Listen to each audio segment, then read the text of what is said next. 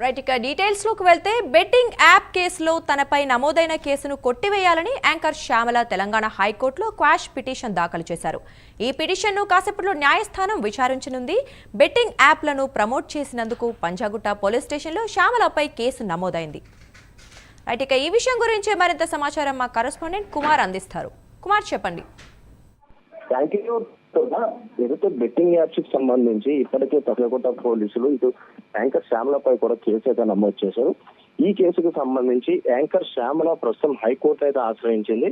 ముఖ్యంగా ఏదైతే ఈ బెట్టింగ్ యాప్ కు సంబంధించి తనపై వేసిన ఎఫ్ఐఆర్ ని ఏదైతే క్రాష్ చేయాలంటూ కూడా ఏదైతే హైకోర్టు అయితే ఆశ్రయించింది. ఈ నేపథ్యంలో ప్రస్తుతం మరికొద్ది సేపట్లో హైకోర్టులో కూడా ఈ కేసుపై విచారణ అయితే జరగనుంది.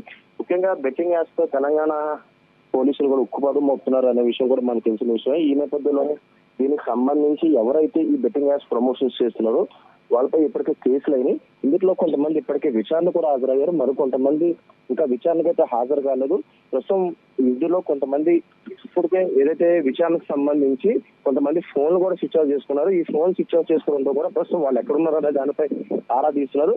ఇదే తరహాలోనే యాంకర్ శ్యామల కూడా ఏదైతే నోటీసులు జారీ చేశారు విచారణకు హాజరవ్వాలని, కానీ యాంకర్ శ్యామల మాత్రం ప్రస్తుతం హైకోర్టు ఆశ్రయించడంతో కూడా తనపై వేసిన ఎఫ్ఐఆర్ ని క్వాష్ చేయాలంటూ కూడా హైకోర్టును ఆశ్రయించింది. ఇప్పుడు హైకోర్టులో ప్రస్తుతం మరికొద్ది సేపట్లో దీనిపై ఏదైతే విచారణతో కొనసాగనుంది. Durga, thank you Kumar.